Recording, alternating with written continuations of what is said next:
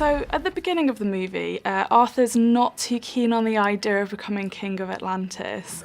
But by the end, he's a little bit more keen. What's changed for him over the course of the film? Well, I think what's beautiful about the film is that, and how I've played Arthur, is that he's went through a lot in his life, which you get to see. And I necessarily don't think he believes in himself, and it's everyone around him. And he goes through a lot in this movie. He's like blown up, stabbed, shot. Yeah, I went through a lot.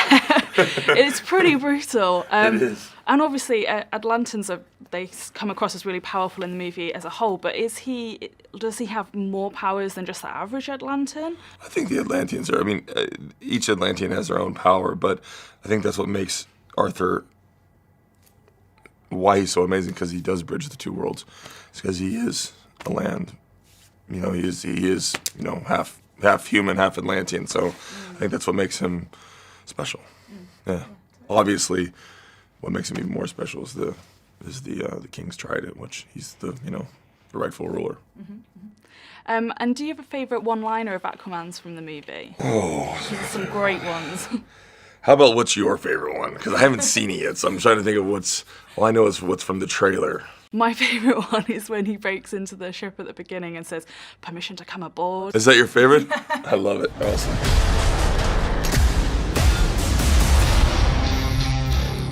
Permission to come aboard.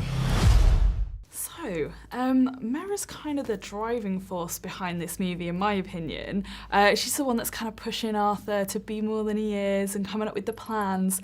Did it ever strike you as maybe she should be Queen of Atlantis?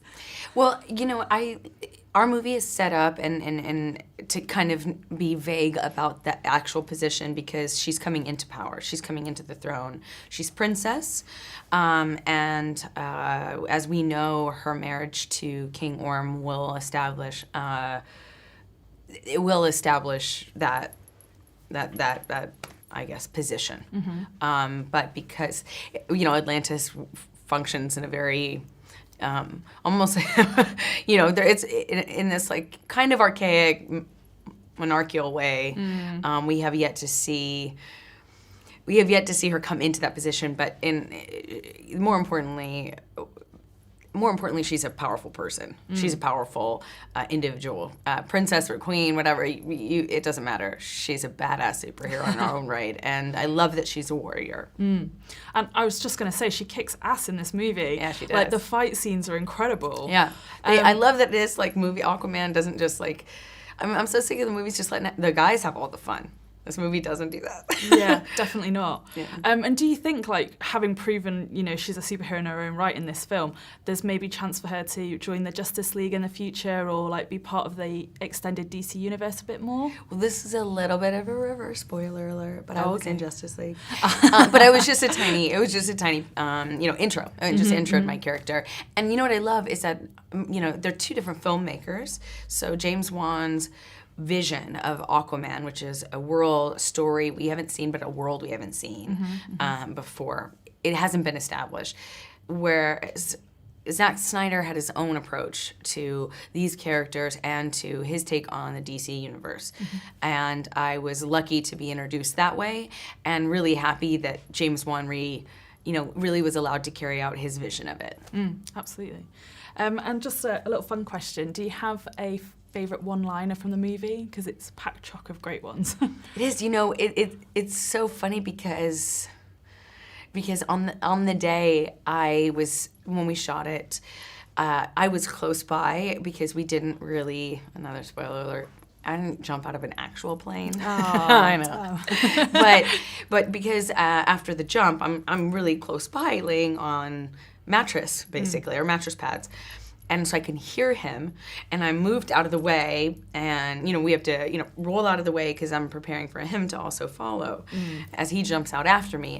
And I heard him, but because I'm close by, I have to be absolutely still and quiet. We're shooting, and he just, off the cuff, one take said that line, "Redheads, gotta love them."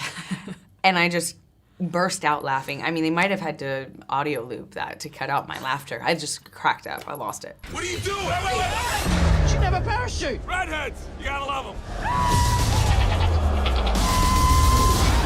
So, I don't know if you've noticed this or not, but a lot of your movie is set underwater. Really? I was just wondering, like, what were the challenges of kind of filming that, having so many scenes where you had to think about, like, hair floating in the water and stuff like that?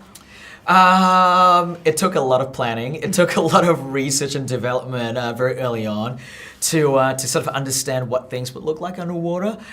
We did a lot of sort of dry for wet, which is the process of shooting actors in a blue screen environment, but putting actors in these really super uncomfortable rigs to simulate the look of being underwater, floating underwater, or swimming underwater, and using things that we've learned from our research to kind of apply that back to the actors. Using CG to create the hair movement and the costumes and stuff like that.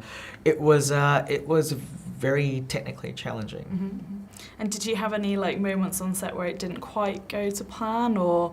Like pretty much every day that was the case. But you just kind of just soldier through it. It's a movie that took a long time to shoot just by the very nature of how complex every single shot was in the film. Even down to just the idea of just a very simple scene of two people talking wasn't simple at all.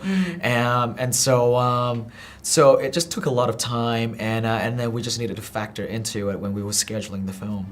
But what could be greater than a king? A hero.